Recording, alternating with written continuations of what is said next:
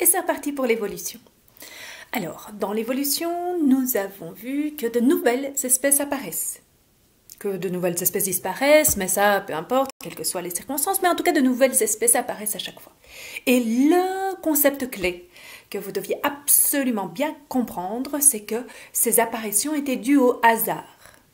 Maintenant, nous allons essayer de comprendre, une fois qu'il y a eu ces nouvelles espèces dues au hasard, donc qui reposent sur la mutation du génome, la mutation de l'ADN, comment se fait-il que certains caractères perdurent, continuent, se développent, s'impriment dans l'histoire? Eh bien, pour expliquer ce concept, la première idée qui a été fournie est celle de la sélection naturelle. Sélection naturelle proposée par Darwin. Vous trouvez sur cette page les sources principales que j'ai utilisées pour réaliser ce montage. Donc il y a vraiment beaucoup de choses qui existent. Si vous êtes intéressé, n'hésitez pas. Je profite quand même pour attirer votre attention sur un YouTuber particulièrement génial qui dont la chaîne s'appelle Dirty Biology. C'est confirmé au niveau universitaire en Belgique, ce qu'il raconte est tout à fait fiable. Je vous invite à aller sur sa chaîne et à écouter tout ce qu'il raconte. C'est vraiment très très très intéressant, notamment sur le coronavirus. Vous vous souvenez de Darwin, il y avait tout un devoir dessus. Ok? Donc, c'est lui qui va proposer le mécanisme de cette formation d'un groupe d'individus nouveaux d'une nouvelle espèce par ce qu'il appelle la sélection naturelle.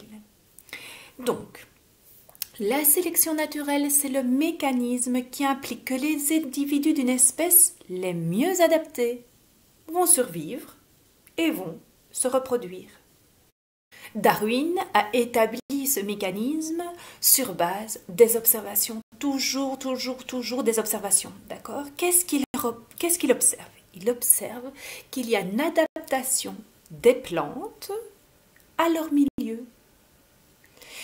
Il observe que les espèces qui sont proches géographiquement se ressemblent plus que les espèces qui sont éloignées l'une de l'autre. Il regarde les espèces qui sont éteintes et les espèces qui sont encore vivantes et il les compare. Il remarque qu'il y a des espèces qu'on appelle endémiques, c'est-à-dire qui ne vivent qu'à un seul endroit et qu'on ne retrouve nulle part ailleurs sur Terre. Donc on est dans son voyage des Galapagos, vous vous souvenez, en 1858, un truc comme ça, et il base son observation sur des pinsons. Des pinsons, c'est des petits oiseaux, ok, qui sont tous plus ou moins les mêmes, noirs, bruns. Mais pourtant, il y a 12 espèces différentes. Et il observe, regardez bien la taille du bec. Eh bien, en fonction des îles sur lesquelles il se trouve, il y a une espèce de pinson. Et en fait, ce qui se passe, c'est qu'il n'y a pas les mêmes ressources alimentaires sur toutes les îles. Donc, celles où il y aura des grains plus gros, plus coriaces, eh bien, il remarque que le bec des pinsons est plus gros. Et donc, il va faire un parallèle entre la taille des becs des pinsons et l'alimentation disponible sur l'île. Nous allons passer en revue différents exemples de cette sélection naturelle. Prenons le cas des girafes, qui ont des longs cous. Ok? Donc, en fait, elles naissent toutes encore à l'heure actuelle avec des coups de longueur différentes. Il se trouve que quand on observe les squelettes des girafes, dans le passé, le cou de ces girafes était beaucoup plus petit. Et en fait, les girafes vivent dans la savane. Il y a très peu de nourriture. Les girafes sont herbivores. Ok? Et elles grignotent les feuilles des arbres. Ok. Il se trouve que celle qui avait le plus long cou pouvait se nourrir beaucoup mieux que celle qui avait un très court cou. Donc, qui dit se nourrir mieux, dit être en meilleure santé pour résister aux différentes variations du climat, de la pression, de toutes sortes. d'accord? Et qui dit se nourrir mieux, dit se reproduire. Et donc celles qui avaient un long cou, dû au hasard de la génétique, vont se reproduire. Et les naissances qui vont suivre auront un long cou, puisque les parents avaient un long cou. Voilà, toujours le hasard. C'est le hasard qui produit les modifications génétiques, mais c'est l'alimentation qui est au-dessus sur ces arbres en l'air qui fait que seules celles qui ont des grands coups peuvent se reproduire.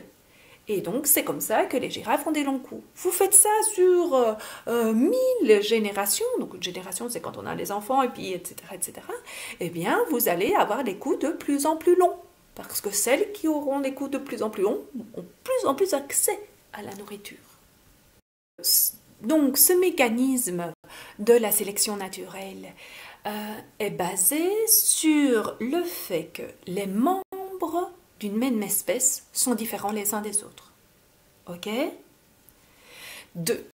Que les descendants d'une espèce, donc les jeunes, sont trop nombreux pour les ressources disponibles. Il y a donc une lutte pour la survie. Ça, c'est important.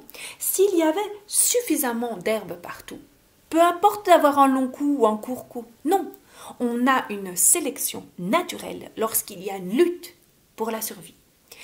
Et la troisième étape est que seulement certains des membres de cette espèce vont se reproduire.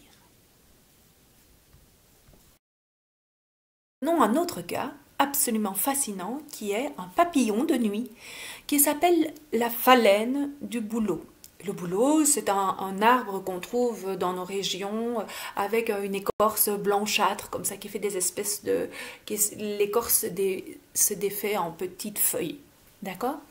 Sur ces bouleaux, la journée, des papillons dorment, puisqu'ils sont des papillons de nuit, des papillons nocturnes. La journée, ils dorment. Vous connaissez bien le principe du camouflage, n'est-ce pas? Si vous avez la même couleur que l'objet sur lequel vous vous trouvez, on vous repère moins. Si vous avez une couleur complètement différente, on vous repère plus. Je vais donc ici vous faire passer une petite vidéo sur l'explication de la sélection naturelle avec les oiseaux qui chassent les phalènes du bouleau.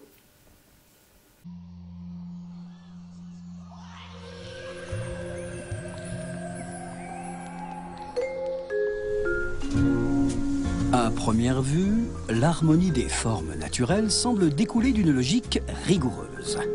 Si, dans les forêts de Manchester, les papillons phalènes sont blancs, c'est pour se poser sur le tronc des bouleaux blancs et échapper aux prédateurs.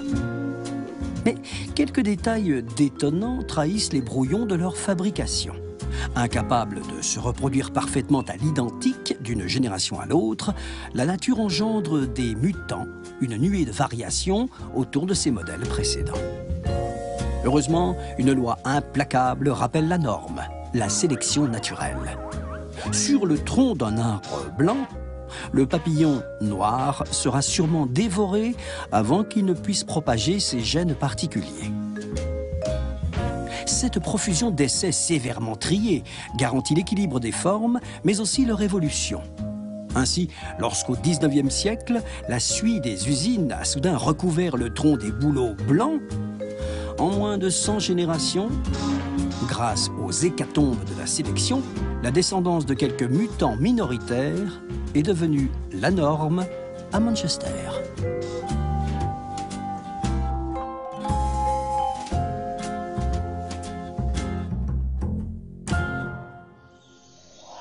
En ne laissant se reproduire que les formes de vie les mieux adaptées à leur environnement, la sélection naturelle est le moteur le plus puissant de l'évolution.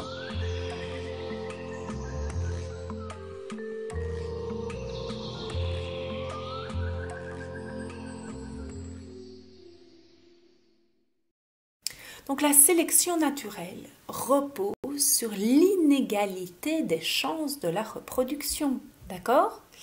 Il y en a qui vont plus se reproduire que d'autres. Il faut qu'il y ait une interaction entre le milieu et l'espèce. Donc, comme vous venez de voir, que ce soit la couleur du bouleau, que ce soit la hauteur des arbres, que ce soit la rigidité des graines des pinsons, et on va encore en voir d'autres. et ça va déboucher sur des populations qui sont bien adaptées à leur environnement. Et voici ici un autre exemple, un peu dans le genre des phalènes, avec deux types de souris, qui s'appellent des souris à abat-jour, peu importe, certaines avec le pelage clair, d'autres avec le pelage foncé. Et donc, on les remarque, ici elles ont été prises en photo, sur différents types de pierres sur lesquelles elles se trouvent.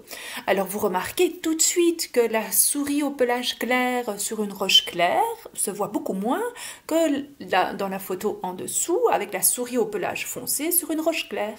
Et par contre, si elles vivent dans un milieu où les roches sont foncées, ce sera celle avec le pelage foncé qui va passer inaperçue et celle avec le pelage clair va paraître très visible. Alors vous prenez une proie, comme par exemple ici on voit une chouette, et bien cette chouette, elle va directement repérer cette souris au pelage foncé sur un sol clair évidemment. Donc cette souris n'a presque aucune chance de se reproduire dans ce milieu. Autre exemple ici avec une plante de Nouvelle-Calédonie qui est hyper tolérante au nickel. La Thlaspie corulens, voilà. Enfin bref. Donc elle, comme elle est hyper tolérante au nickel, elle va pouvoir se reproduire. Et si dans ses graines se trouve une mutation avec une plante qui n'est pas tolérante au nickel, eh bien elle ne se reproduira pas.